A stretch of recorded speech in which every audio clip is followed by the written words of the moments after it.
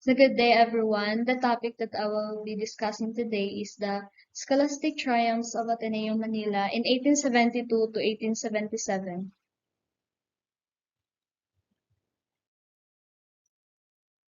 First is Rizal entered in 1872 under Jesuit system of education. So, ang first na sulod ni Rizal sa Ateneo Municipal is tong 1872 under Jesuit system of education.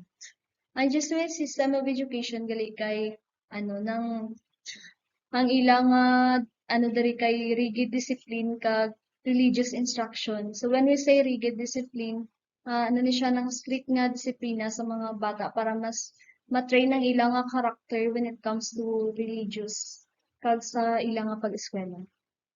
Next is the Eskwela Pia, charity school for poor boys in Manila, which was established by the city government in 1817. So, ang Eskwela Pia kay charity school ni siya. Amo ni siya dati ang Ateneo Municipal, nag-establish sang city government tong 1817. So, itong pag-abot sa mga Spanish Jesuits sa Philippines, so gi-offer sang city government ang Eskwela Pia sa ila. So una hindi nila gusto dawaton pero kalaunan gi-supervise na nila ang Eskwela Pia, which is charity school dati nga lang siya, primary school lang siya for boys. Kagihimo nila ang Ateneo Municipal tung 1859. Kag may ara na siya sang secondary education nga pwede sila makakuha sang kurso. And Jose was the first to adopt the surname Rizal. So nga ang si Rizal ang iyang nga gidala. So dahil kay kung iyang utod nga si Pasiano is may connection kay Father Burgos, which is mentor niya dati itong nag-eskwela ko siya itong nag-eskwela siya sa college. So under super special ng ilang apelyido nga merkado. So ang gidala ni Rizal nga apelyido is ang gidala ni Jose nga apelyido is Rizal. And he enrolled the first Bachelor of Arts. Wala, gi-research ko kung Bachelor of Arts ang gikuha niya pero wala man nagawa. So, to, ang iyang gikuha kurso kay Bachelor of Arts. So, Jesuit system of education divided in two groups. The Romans or the borders, the Carthaginians or non-borders. So, mga Romans kay borders nang diri sila sa sulod sang campus nga ga-board or diri sila sa diri sila sa sulod sang campus na ga-board. Tapos ang Carthaginians kay sa gawa silang nga boarding house or sa gawa sang campus ga-board. Kag diri sa Jesuit system of education na gina-encourage ang students ang competition. Pero ang competition nga ni is healthy sa sulod sang classroom.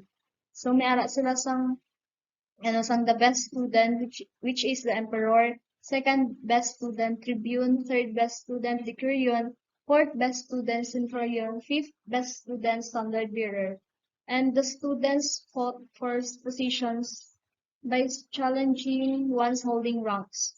So dere ginagawa nila aga-compete sila sa position by halimbawa sa classroom meron sang lesson, di ba? Pagka ang lesson kay kung gusto sang isa ka ka students na or isa sa ranks magputo ng piyak nga nga halimbawa ang Romans ay ang Carthaginians mangkot sa Romans sang tatlo ay isang question sa ila opponent kag kung tatlo ka mali nila nga answer is pwede nila malose ang position kag maislan to siya. And the method of instruction used by Ateneo was the ration studium. So ration studium means nang ang discipline sang sang Jesuits kay nang tight pero with reward. Ga-reward with sila sa mga estudyante biskan ang ilang disiplina is strict. Next is the results first year in Ateneo in 1872 to 1873. So in June 1872, Jose first day of class in the Ateneo. He first heard a mass at the college chapel. So itong 1872 sang June, ang first day ni Rizal sa Ateneo. Pagkabati niya sang sang mass dito sa chapel, kay nag-pray siya sang guidance kag success para sa iyang academic journey. And he went to class which composed of peninsular Spaniards, mestizos, and natives. Sa ila classroom, may ara sang lain-lain nga lahi ang ara, Spaniards, mestizos, kag natives. Kag dito ginamap ang iyang language when it comes to Spanish kay seriously di kayo mayo sa Spanish that time. Amo ganito nga tong sa report sang sang Rizal's education in Manila kay nagtook si Rizal sang Spanish lessons during leisure time niya dito sa Isabel College para ma-enhance ang iyang Spanish language. And he was placed at bottom of the class and assigned with the Carthaginians, and he was told an external. So dahil baguhan pa lang siya, nagawas diba siya na board, so gi-place siya sa bottom sa class, kag i-assign siya sa mga Carthaginians, which is ang mga non-boarders. And his grades marked as sobresaliente, but placed second at the end of the year. So, biska ng iyang grade kay outstanding grade or excellent, kaya mo nang meaning sang sobresaliente. Pero second, gi-place din siya sa second at the end of the year. Next is the second year in Ateneo in 1873 to 1874.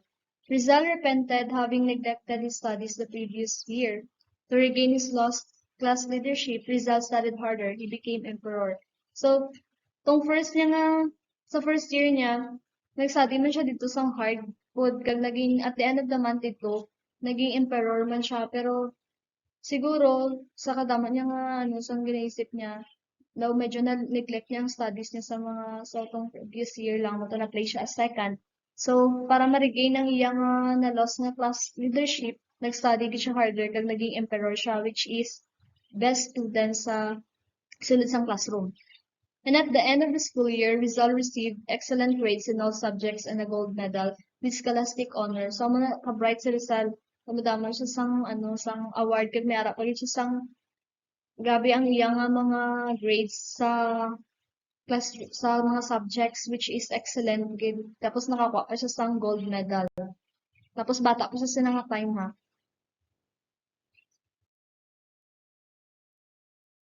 And next is the third year in Ateneo of Rizal in 1874 to 1875.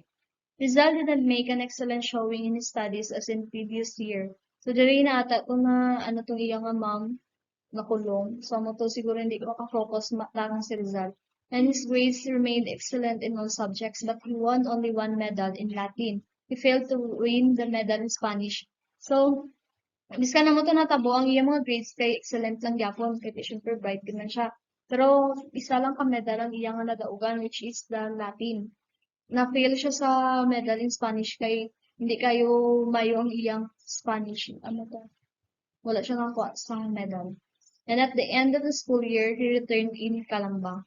Sa mo to, nagulit siya sa Calamba pag umansang third year niya para mag-vacation. Kag may gihambal sa Rizal dito nga nagulit siya sa ilang nga hometown nga dissatisfied sa iyang sa iyang academic na journey sa iya third year. Tama lang sir. Thank you. Next reporter. So, Good day, everyone, especially to you, ma'am. This is the continuation of report of Daryl Francisco, and my topic is all about fourth year in Ateneo, 1875 to 1876. On June 16, 1875, Rizal became an interno in the Ateneo. Interno means nag-stay sa susulod sang Ateneo. And the purpose sa pag-stay ni Rizal sa sulod sang Ateneo kay to continue his studies. Then, Father Francisco de Paula Sanchez is one of his professor inspired the young Rizal. Si Father Sanchez kay isa sa great educator and scholar. Then, gi-inspired niya si Rizal to study harder and to write poetry. On this part, Rizal had the highest affection and respect for Father Sanchez. taas ang respeto ni Rizal kay Father Sanchez kay consider niya si Father Sanchez nga iyang best professor sa Ateneo. Then, si Rizal naging top of all his classmates in all subjects and won 5 medals at the end of school term.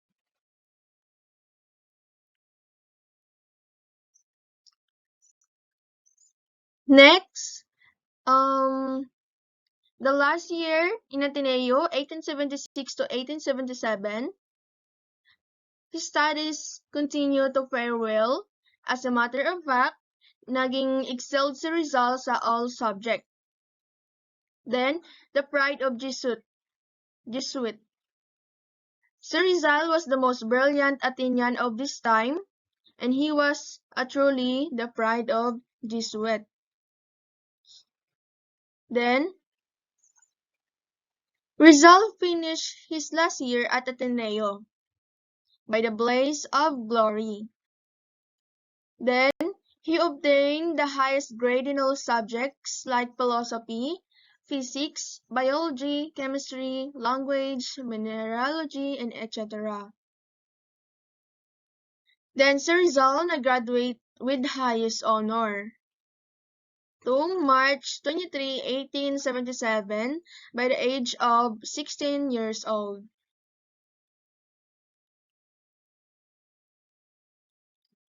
Then my last slide, it is all about extracurricular activities in Ateneo.